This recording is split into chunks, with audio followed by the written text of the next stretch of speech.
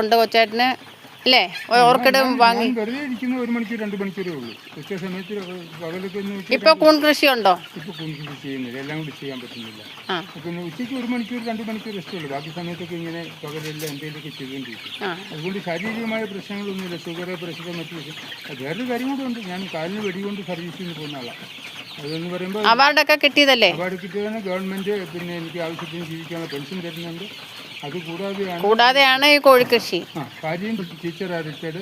അപ്പം വാർദ്ധക്യ സമയത്ത് നമ്മൾ ചുമ്മാതിരുന്ന് കുത്തിയിരുന്ന് പലയിടത്തും കൃഷിക്ക് നടക്കുന്ന നടക്കാതെ അതിനെൻ്റെ കാര്യം അത് ഇത് ചെയ്യാൻ തന്നെ കാര്യം ചെയ്ത് ഇത് എനിക്കും ആദായമാണ്. അതുപോലെ നാട്ടിലുള്ള ആളുകൾക്ക് ഇത് 10 കോഴി വാങ്ങിച്ച് വളർത്തിക്കൊണ്ടിരുന്നാൽ അതിനെൻ്റെ വീട്ടിൽ വരുമാനമില്ലാതെ ഇരിക്കുന്ന സ്ത്രീകൾക്ക് ഇത് ഒരു പ്രചോദനമാണ്. 10 കോഴിയെ മേടിച്ച് വളർത്തി മുട്ട ഇടുന്ന കോഴിയാണ് 4 മാസം ആകുമ്പോൾ തന്നെ മുട്ടയിട്ട് കഴിഞ്ഞാൽ ഇത് നിങ്ങൾക്കും നല്ലൊരു പ്രചോദനമാണ്. ഇത് വാങ്ങാൻ ആഗ്രഹിക്കുന്നവരുണ്ടെങ്കിൽ ഇതിൻ്റെ മനോഹരൻ പിള്ള എന്നാണ് കൊച്ചൻ്റെ പേര്. നമ്പർ ഇതിൻ്റെ കൂടെ ചേർത്തേക്കാം. ആർക്കെങ്കിലും ആവശ്യമുണ്ടെങ്കിൽ ഈ നമ്പറിൽ വിളിച്ചാൽ മതി.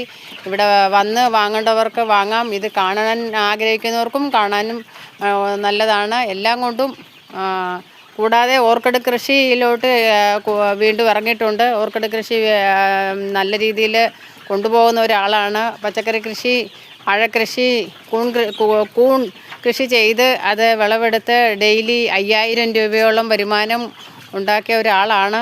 ഇപ്പോൾ അത് നിർത്തിവെച്ചിരിക്കുകയാണ്. വൈഫിന് ഒരു വയ്യാതായിരിക്കുന്നത് കൊണ്ട് സമയക്കുറവ് കാരണമാണ് കൊച്ചേട്ടൻ അത് നിർത്തിവെച്ചിരിക്കുന്നത്. വീണ്ടും അത് തുടങ്ങാൻ വേണ്ടി ആഗ്രഹിക്കുന്നുണ്ട്.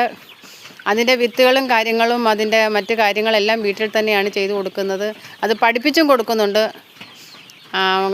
മറ്റുള്ള വീട്ടിൽ വന്ന് പഠിക്കുന്നുണ്ടായിരുന്നു ഒത്തിരി ആൾക്കാർ. കൂൺ കൃഷിയൊക്കെ ചെയ്യാനും ഇതിനെ പറ്റി പഠിക്കാനും ഒരുപാട് ആൾക്കാർ ഇവിടെ വരുന്നുണ്ട്.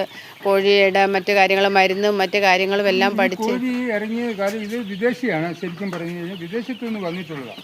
വെങ്കടേശ്വരാചാരി ഇവിടുത്തേതായിട്ട് അതിൻ്റെ പേരൻസിനെ അവിടുന്ന് വെളിയിൽ നിന്ന് കൊണ്ടുവന്നിട്ട് ഉണ്ടാക്കി എടുത്തിട്ടാണ് ഇത് തുടങ്ങിയിരിക്കുന്നത്. അപ്പോൾ ഇത് ഏകദേശം ഒരു 10-15 വർഷമായിട്ടുള്ളൂ ഈ എണ്ണം കോഴികൾ നമ്മുടെ കേരളത്തിലേക്ക് വരാൻ തുടങ്ങിയിട്ട്.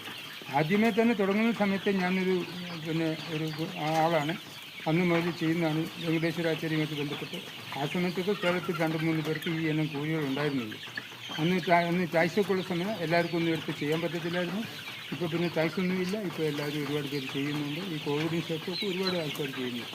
ഇത് ചെറുപ്പക്കാരൊക്കെ ഇത് നല്ല ഭാഗം ഇതിനകത്തേക്ക് വന്നു. പഞ്ചായത്തിൽ നിന്ന് വല്ല ആനുകൂല്യങ്ങളും കൊച്ചേട്ടന് കിട്ടാറുണ്ടോ? അങ്ങനെ ഇതിന് പ്രത്യേകിച്ച് ആനുകൂല്യമില്ല. പിന്നെ നമുക്ക് മൃഗാശുപത്രി മുഖാന്തരം ഡോക്ടറുടെ നിർദ്ദേശത്തിൽ വേണമെങ്കിൽ വിതരണം ചെയ്യാൻ സാധിക്കും.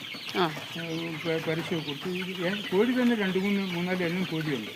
അത് എല്ലാവരും വിചാരിക്കുന്ന കോഴി